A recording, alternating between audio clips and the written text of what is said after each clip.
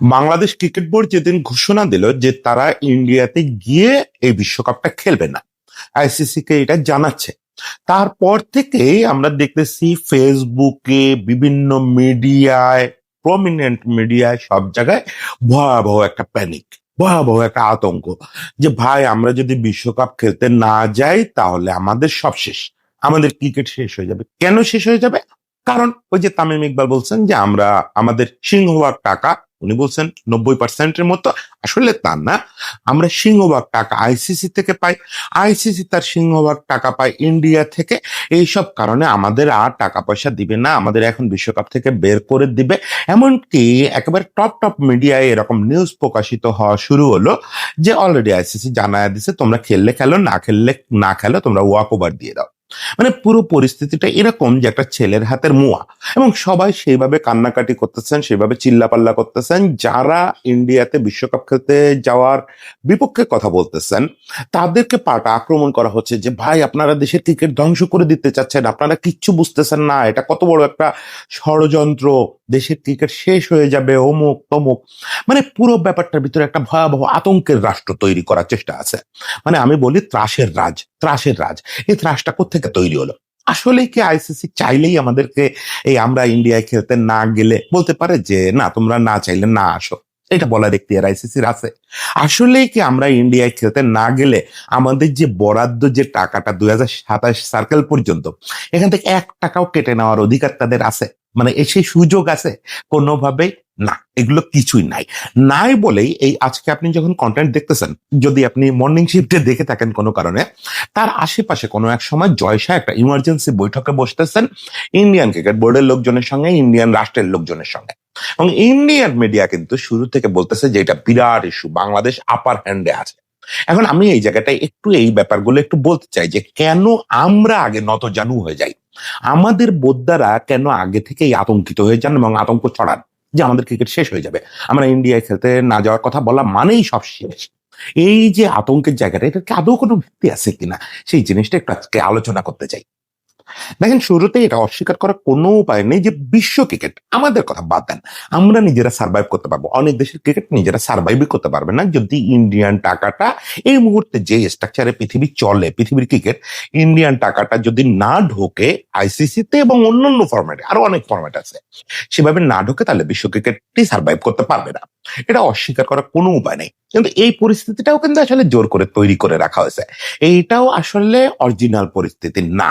এই পরিস্থিতিটা ভাঙা যায়, সেটা হারুন লরগাত, এহসান মানি, অনেকে অনেকবার অনেক ফর্মুলা দিচ্ছেন, সেটা এইরকম, মানে আমাদের এবার দেখতেছেন না যেসব লোক ওই যে ভয় ছড়াচ্ছে, এরকম নতজানু লোকেদের কারণে কখনো এক্সিকিউট করা যায় নাই। নানা রকম পরিকল্পনা আছে যে আমরা কিভাবে ইন্ডিয়ার এই দুষ্ট চক্র থেকে বের হয়ে আসতে পারি। দেখেন, আমি কিন্তু ইন্ডিয়া বিরোধী না। যদি কেউ মনে করে থাকেন আমি আসলে কোনো দেশ বিরোধী না, দেশ মানে তো মানুষ, পৃথিবীর কোনো দেশের মানুষ বিরোধী না। এবং আমি জানি ইন্ডিয়ার সংখ্যাগরিষ্ঠ মানুষ এরকম না। ইন্ডিয়া ঘটনাচক্রে এখন রাষ্ট্র ক্ষমতায় যারা আছেন এবং দীর্ঘদিন ধরে ক্রিকেট ক্ষমতায় যারা ছিলেন বা আছেন, তারা আসলে দুষ্ট, এদের বিরোধী আমি। কিন্তু কোনোভাবেই ইন্ডিয়া, পাকিস্তান বা পৃথিবীর কোনো দেশ, নাম না জানা কোনো একটা দেশ, ইরিত্রিয়া, তারও বিরোধী আমি হতে পারি না। কারণ ওই দেশের মানুষের বিরোধী কি করে হব? ফলে ইন্ডিয়ার দুষ্টচক্র বলতে আমি বোঝাই এই প্রশাসকদের দুষ্টচক্র, শাসকদের দুষ্টচক্র। এই দুষ্টচক্র থেকে বের হওয়ার জন্য অনেকবার চেষ্টা করা হয়েছে, অনেক ফর্মুলা আছে, খুব ভালো ভালো ফর্মুলা। যদি আপনাদের আগ্রহ থাকে সেগুলো নিয়ে একদিন আলোচনা করব যে কিভাবে আমরা এই পৃথিবীর মার্কেটটা ইন্ডিয়ার হাত থেকে বের করা যায়। একেবারে বের হয়ে যাবে না, কিন্তু আমাদের সারা পৃথিবীর একটা নেগোসিয়েশন পাওয়ার তৈরি হবে। 50-50 হলেই নেগোসিয়েশন পাওয়ার তৈরি হয়ে যাবে। সেটা আজকে আলোচনা না করি, আজকে মূলত বলি যে বর্তমান যে কাঠামো, এই কাঠামোতে তো তারা সবচেয়ে বড় কন্ট্রিবিউটর, সম্ভবত 70%-এর কাছাকাছি, 68% রেভিনিউ, আইসিসি যে রেভিনিউ সেটা জেনারেট হয় তাদের মাধ্যমে, তাদের ওখানকার থেকে, টিভি সত্ত্ব থেকে। আবার তারা ওখান থেকে ফেরত পায় হচ্ছে 38.2%। মানে তারা প্রায় মোটামুটি বাংলা হিসাবে 4,200 কোটি টাকার মতো প্রতি বছর আইসিসিতে শুধু ভর্তুকি দেয়। বড় অঙ্ক। এছাড়াও আরো কিছু ব্যাপার আছে, যেমন সারা পৃথিবীর যত বাইল্যাটারাল সিরিজ, এর বেশিরভাগের মূল উন্মাদনা হচ্ছে ইন্ডিয়া ভার্সেস অমুকের টিম। মানে ইংল্যান্ডের সারা বছরের ইনকাম আর ইংল্যান্ড একটা সিরিজের ইনকাম প্রায় সমান। এগুলো কারণ কি? সব বড় বড় স্পন্সর তাদের হাতে। এখন এইগুলো ঠিক আছে যে তারা পৃথিবীর যে ক্রিকেট ইকোনমি এটারে প্রায়টাই কন্ট্রিবিউট করে। তার মানে কি এই যে কিছু একটা ঘটলেই আমরা আগেই হাত পা তুলে জামা কাপড় খুলে চিৎকার করা শুরু করব যে ভাই ইন্ডিয়ার সঙ্গে কথা বলা যাবে না, কথাই বলা যাবে না, দরদামি করা যাবে না, করলে আমাদের ক্রিকেট শেষ হয়ে যাবে। না না না ভাই, এইরকম না, পৃথিবীটা এরকম না। হ্যাঁ, আপনি বলতে পারেন যে আগের কন্টেন্টেই আপনি বলছেন যে পৃথিবীটাতে এরকম হয়ে গেছে, এখন চাইলে একজন নির্বাচিত প্রেসিডেন্টকে কিডন্যাপ করে আনা যায়। যায়, সেটা একটা জায়গা। একই সঙ্গে এখনো তো পৃথিবী থেকে ওই আন্তর্জাতিক আইন, কোর্ট অফ আরবিট্রেশন এগুলো বিলুপ্ত হয়ে যায় নাই, এবং আইসিসি তে একটু চেক অ্যান্ড ব্যালেন্সের জায়গা আছে। সেই জায়গাগুলো আমাদের বলে যে এত আতঙ্কিত হওয়ার কিছু নাই, এই আতঙ্কগুলো আমরা না বুঝে ছড়াই। প্রথমত দেখেন, গতকালকে এনডিটিভির যে রিপোর্টটা, আপনারা ইন্ডিয়ার মিডিয়ায় পড়বেন। আমি আপনাদের বলি, বাংলাদেশি মিডিয়া পড়ে এই বোগাস সব ধারণা, বাংলাদেশি কন্টেন্ট ক্রিয়েটর, আমার মতো কন্টেন্ট ক্রিয়েটরদের কথাবার্তা শুনে বোগাস ধারণা পাওয়াচ্ছে। ইন্ডিয়ান মিডিয়া পড়বেন চুজ করে, দা হিন্দু পড়বেন, এনডিটিভি পড়বেন। দা হিন্দু নামটা শুনতে আপনাদের একটু সাম্প্রদায়িক মনে হয়, কিন্তু ওরা পৃথিবীর অন্যতম বড় সেকুলার পত্রিকা। ওরা হচ্ছে সবচেয়ে সুন্দর সুন্দর চিন্তা এবং প্রকৃত চিন্তাটা জানায়। এগুলোতে পড়লে আপনারা বাস্তব ধারণাটা পাবেন। এনডিটিভি কালকে যে রিপোর্টটা করছে, সেই রিপোর্টটা পড়লেই বুঝতে পারবেন প্রকৃত চিত্রটা কি। প্রকৃত চিত্র কিন্তু বাংলাদেশ আপার হ্যান্ডে আছে। বাংলাদেশ মোটেও এমন অবস্থায় নাই যে হুট করে বাংলাদেশের ক্রিকেটে এখন ইন্ডিয়া বা আইসিসি শেষ করে দিতে পারে বা বাংলা বিশ্বকাপ থেকে বের করে দিতে পারে ইন্ডিয়া না খেললেই। কেন? সেই জিনিসগুলো একটু বলি। প্রথমত হচ্ছে এনডিটিভি যেটা বলছে যে বাংলাদেশ কোয়ালিফায়ার পার করে একটা আসার দল, এবং তারা যে রিজন গুলো এখানে উপস্থাপিত করছে প্রত্যেকটা আন্তর্জাতিক মঞ্চে গুরুত্বের সঙ্গে নেওয়া হবে যদি কোনো আন্তর্জাতিক আদালতে বিষয়টা যায়। সেটা কি? দেখেন, আমাদের মুস্তাফিজকে যে রিলিজ করা হচ্ছে, বিসিসিআই কিন্তু পরিষ্কার করে কোনো কারণ জানায় নাই, পরিষ্কার অপরিষ্কার কি কোনো কারণই জানায় নাই। এখন এখানে দুটো কারণ তারা জানাতে পারে বিষয়টা যদি কোর্টে যায়।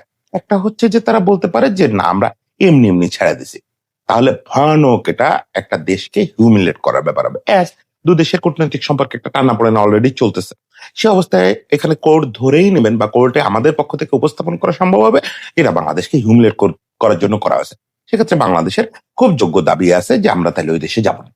ফলে এটা একটা ক্ষেত্র, ও ক্ষেত্রেও আমরা জিতে আছি। দ্বিতীয় ক্ষেত্র হচ্ছে যদি ইন্ডিয়া সিকিউরিটি কনসার্ন বলে, যেটা আসলে কারণ ছিল যে কিছু গোষ্ঠী বলছিল যে উইকেট খুলে ফেলবে, মুস্তাফিজরে আক্রমণ করবে, শাহরুখ খানের আক্রমণ করবে, কেকেআর এর প্রতি আক্রমণ করবে।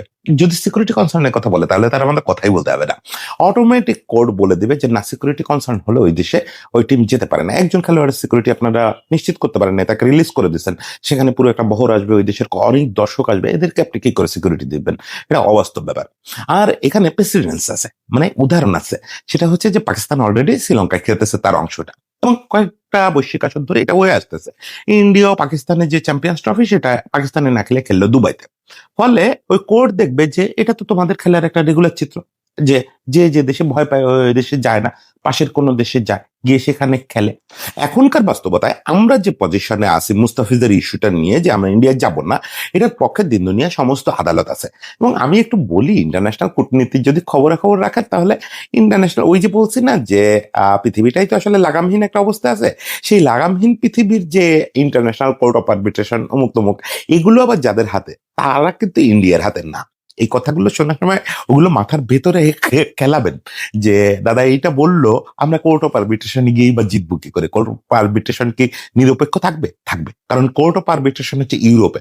ইউরোপ কি এখন এই প্যানেলে আছে? এগুলা হিসাব করতে পারলে অনেক কিছু দেখবেন। আমরা যদি কোনোভাবে মামলাটা ওখানে চলে যায় তাহলে বিশ্বকাপে আপাতত সাসপেন্ড হয়ে যাবে, এবং যতক্ষণ ইস্যু না হয়, যতক্ষণ এই ইস্যুগুলো সলভ না হয়, ততক্ষণ বিশ্বকাপ হবে না। বাংলাদেশকে বিকল্প ভেন্যু দিতেই হবে। এই জন্যই আজকে খুব গুরুত্বের সঙ্গে জয়শাহ এই মিটিংটায় বসছে যে কিভাবে ব্যাপারটা অ্যারেঞ্জ করা যায়। এমনকি তারা কিন্তু আসলে বাংলাদেশকে শ্রীলঙ্কা খেলতে দেওয়ার যে অপশনটা, সেটা উড়াই দিচ্ছে না। বিসিসিআই একটা অংশ বলতেছে যে আইসিসি এবং বিসিসিআই ভাবতেছে ব্যাপারটা আর লম্বা না করে বাংলাদেশের দাবি মেনে নেওয়াই ভালো। এমনকি জয়শাহ আজকে এই যে বিসিসিআই কর্মকর্তাদের সঙ্গে বসতেছেন, সেখানে আইসিসির কর্মকর্তারাও থাকবেন। উনি সরাসরি আইসিসির কর্মকর্তারা যারা চিঠি ড্রাফট করছেন তাদের কাছে জানতে চাইবেন যে চিঠিটা আমি দেখতে চাই, বাংলাদেশকে যে চিঠিগুলো দেওয়া হয়েছে এগুলো থেকে বাংলাদেশকে প্রপার এক্সপ্লেইন করা হয়েছে, তাদেরকে কোনোভাবে হিউমিলেট করা হয়েছে। এনডিটিভি নিজে বলতেছে যে তারা কি এরকম কোনো ফিল করছে যে তাদেরকে আমরা চাইলেই বের করে দিতে পারি? যদি করা হয় আমাদেরকে একটা সরি লেটার পাঠাইতে হবে আগে, সবকিছুর আগে।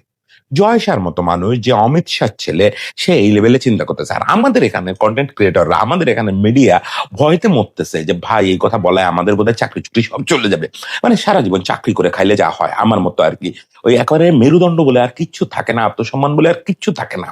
শুধু সবসময় মনে হয় চাকরি চলে যাবে, চাকরি চলে যাবে, এরকম বললো না হ্যাঁ চাকরি থাকবে না, এরকম একটা ভয় নিয়ে বসবাস করা, নত জানু একটা অবস্থা নিয়ে বসবাস করা। কিছু একটা হলে আমাদের ক্রিকেট শেষ হয়ে যাবে।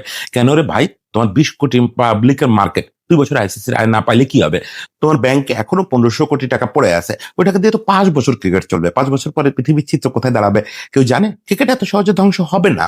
বরং বাংলাদেশ যদি আজকে না যায়, পাকিস্তান না যায়, শ্রীলঙ্কা এমনিতেই ইন্ডিয়ার সঙ্গে রিলেশন টান টান, ওয়েস্ট ইন্ডিজের রিলেশন টান টান, ওয়েস্ট ইন্ডিজ মহা ক্ষুব্ধ তাদের শেয়ার নিয়ে, তারা যে আইসিসি থেকে শেয়ার পায়, নিউজিল্যান্ড কম বেশি ক্ষুব্ধ। এরা সবাই মিলে যদি একটু প্যাক্ট করে ফেলে তখন তো ইন্ডিয়াই খেলা চালাইতে পারবে না। আপনি কি 4 দেশের বিশ্বকাপ দেখতে যাবেন? কেউ টিভি খুলবে 4 দেশের বিশ্বকাপ দেখতে? শুধুমাত্র বিরাট কোহলি ইনিংসটা দেখতে ইন্ডিয়ার লোকজন খুলবে, আর কোনো ম্যাচ খেলতে ইন্ডিয়ার লোকজনই আর কোনো ম্যাচ দেখতে টিভি ওপেন করবে না। এত সোজা না রে ভাই, কোনো ইকুয়েশন এত সোজা না। ছেলের হাতের মোয়া নাকি? কালকে আমার এখানে ইন্ডিয়ানকে যেন কমেন্ট করছে ছেলের হাতের মোয়া, যে চাইলেই আসলাম না। আমি বলি এটা কি ছেলের হাতের মোয়া? যে আমরা একটা প্রপার দাবি নিয়ে, এমন হতো যে ফ্রম নোহার আমরা বলতেছি ইন্ডিয়া যাব না, এটা তো না। একটা সুনির্দিষ্ট ঘটনা ঘটছে, ঘটনাটা এক্সপ্লেন করতে পারে নাই আইসিসি বা বিসিসি, আমরা এরপরে সেখানে যাবো কি করে? এবং নিরাপত্তা থ্রেট পরিষ্কার। ওখানে দুদিন বাদে বাদে এই অজুহাতে একে পিটায় মারা হচ্ছে, ওই অজুহাতে একে পিটায় মারা হচ্ছে।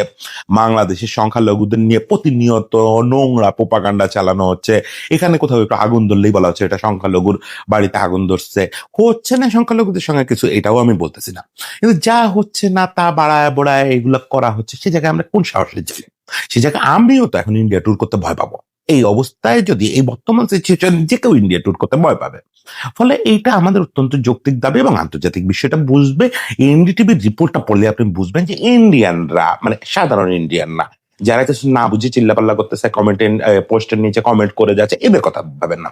ইন্ডিয়ান প্রশাসক, ইন্ডিয়ান রাষ্ট্র, আইসিসি সকলে এখন অত্যন্ত দুশ্চিন্তার মধ্যে আছে যে কিভাবে বাংলাদেশকে রাজি করানো যায়। তারা প্রথমে অবশ্যই চাইবে বাংলাদেশকে ইন্ডিয়া নিয়ে খেলাতে এবং সেই খেলানোয় রাজি করাইতে, কারণ তা না হলে তাদের কয়েক কোটি টাকা লস হয়ে যাবে। কয়েক কোটি টাকা হিউজ লস হবে। কারণ অলরেডি তো ওই হোটেল বুকিং, তারপরে বাংলাদেশের প্রতিপক্ষদের হোটেল বুকিং, ভেন্যুতে যাতায়াত সবকিছু কনফার্ম করা হয়ে গেছে না। এখন বাংলাদেশের ম্যাচগুলো যদি রিলোকেট করতে হয় শ্রীলঙ্কায়, হিউজ একটা খরচ যাবে। এই খরচটা বাঁচানোর চেষ্টা করবে তারা, কিন্তু যদি দেখে যে দেয়ালে পিঠ থেকে গেছে, বাংলাদেশ এটা নিয়ে কোর্ট অফ আরবিট্রেশনে যেতে পারে। বাংলাদেশ যদি অনর থাকে যে না যাবই না, আমি কালকেও যেটা বলছি, বাংলাদেশ যদি এখন কোনো কথা না বলে, শুধু যতবার ফোন আসবে, যতবার মেইল আসবে, ওখানে যদি লেখে নো মিন্স নো, না এত অভদ্রভাবে জবাব দেওয়া যাবে না। কিন্তু এই অবস্থানটা যদি রাখে নো মিন্স নো, তাহলে শেষ পর্যন্ত বাংলাদেশের খেলা হয় রিলোকেট করতে হবে, না অথবা বিশ্বকাপ স্থগিত হবে। আমি আপনাকে বলি, যারা ভয় দিচ্ছে, যত প্যানিক ছড়াচ্ছে, যত বোদ্ধা সাজার চেষ্টা করতেছে যে বাংলাদেশের ক্রিকেট ধ্বংস হয়ে যাবে, প্রত্যেককে একটা জিনিস বলেন যে হয় বিশ্বকাপ স্থগিত হবে, নতুবা বাংলাদেশ শ্রীলঙ্কায় খেলবে। যদি আমরা অবস্থান ধরে রাখতে পারি, এর তৃতীয় কোনো ঘটনা ঘটবে না। বাংলাদেশকে ছাড়া বিশ্বকাপ হবে না, হওয়া সম্ভব না। এই ভয় একদমই পায় না যে আমাদের ক্রিকেটাররা বিশ্বকাপ খেলতে পারবে না বা আমরা বিশ্বকাপ খেলতে পারবো না। যদি সেটা ঘটে যায়, তাহলে আপনি নিশ্চিত থাকেন পর 3 মাসের মধ্যে ICC will be suspended by IOC and court of arbitration. আইসিসির অস্তিত্ব সংকটের মধ্যে পড়বে, আইসিসি ভেঙে যাবে, আইসিসি টিকে থাকতে পারবে না যদি বাংলাদেশকে ছাড়া বিশ্বকাপ হয়। এবং বাংলাদেশ যদি তার এই পজিশন শক্ত করে ধরে রাখে, বাংলাদেশের পাশে দাঁড়ানোর জন্য বহু রাষ্ট্র আছে এই মুহূর্তে কোর্ট অফ আরবিট্রেশন, এই ইস্যুতে, অন্য কোনো কূটনৈতিক ইস্যুর কথা আমি জানি না, এই ইস্যুতে বাংলাদেশের পাশে দাঁড়ানোর জন্য একাধিক ক্রিকেট প্লেয়িং রাষ্ট্র আছে। সবচেয়ে বড় কথা, এরকম একটা ডিসিশন কখনো আইসিসি প্রেসিডেন্ট নিতে পারে না একা একা, যে কোনো একটা দেশকে ছাড়া বিশ্বকাপ হবে এরকম ডিসিশন করতে গেলে বোর্ড মিটিং করতে হয়, এবং সেখানে মানে আপনার সংখ্যাগরিষ্ঠ না, শুধু আইসিসির একটা ব্যাপার আছে, এরকম গুরুত্বপূর্ণ ইস্যুগুলো সংখ্যাগরিষ্ঠ ভোটে পাশ হইলে হয় না। যে টেস্ট প্লেইং নেশন 11টা না 12টা, এখন 7 ভোট পেলেই হবে তা না, এখানে সম্ভবত 10 ভোট পেতে হয়। 10 ভোট তো পাবে না, পাকিস্তান তো ভোট দিবে না, আমরা তো ভোট দিব না। 12 ভোটে 2 ভোট তো এখানেই গেল, আর একটা দুটো ভোট আছে আমাদের, যেগুলো এই ইংল্যান্ড অস্ট্রেলিয়া যতই ইন্ডিয়ার প্যাকেটের লোক হোক, তারাও এই ইস্যুতে সভ্যতার কারণে তারা এটা মেনে নেবে না। তারা বলবে না, এইভাবে বিশ্বকাপ হয় না, বাংলাদেশ কোয়ালিফাই করে আসছে, তাকে ছাড়া কিভাবে বিশ্বকাপ হবে। সব মিলে প্যানিক হওয়ার কিছু নাই, একদমই প্যানিক হবেন না, একদমই ভয় পাবেন না। মানে এখানে কোনো জোশের ব্যাপার না, কোনো দুঃসাহসের ব্যাপার না, কিছুই না। আমরা খুব নৈতিক একটা অবস্থানে আছি এবং সঠিক একটা অবস্থানে আছি যে আমাদের সঙ্গে একটা অপমান করা হচ্ছে আমাদের একটা খেলোয়াড়কে। ওই খেলোয়াড়কে অপমান করা মানে আমাদের জাতীয়তাকে অপমান করা। ২ নাম্বার হচ্ছে আমরা নিরাপত্তার রিয়েল থ্রেট ফিল করতেছি। এরকম একটা অবস্থায় আমরা বিশ্বকাপ ওখানে খেলতে যাব না। এটা খুব সরল একটা অবস্থান। এটা কোনো যুদ্ধংদেহী অবস্থান না। আমরা যুদ্ধও করতে চাই না, কিছুই করতে চাই না। ফলে এই সরল একটা অবস্থানের কারণে মোটেও এইসব প্রোপাগান্ডায় ভয় পাবেন না। যে বাংলাদেশের ক্রিকেট শেষ হয়ে যাবে, বাংলাদেশ আর কোনদিন ক্রিকেট হবে না, বাংলাদেশ টাকা পাবে না। একদম ফালতু কথাবার্তা, একদম ফালতু কথাবার্তা। সবাই ভালো থাকবেন, নির্ভয়ে থাকবেন। এই পক্ষে শক্ত থাকতে বলবেন সবাইকে। আমাদের বোর্ড যেন কোনোভাবে নতি স্বীকার না করে যে না, তাইলে বোর্ডও যদি ভয় পেয়ে যায় তাহলে বিপদ। এবং বোর্ডের অনেকে ভয় পাচ্ছে। এটা আমি আপনাকে জানায় রাখি, বোর্ডের অনেকে ভয় পাচ্ছে, তাদের স্বার্থের কারণে ভয় পাচ্ছে। ফলে এই কোনো ভয় পাত্তা দিবেন না। সবাই ভালো থাকবেন, সবার জন্য শুভেচ্ছা।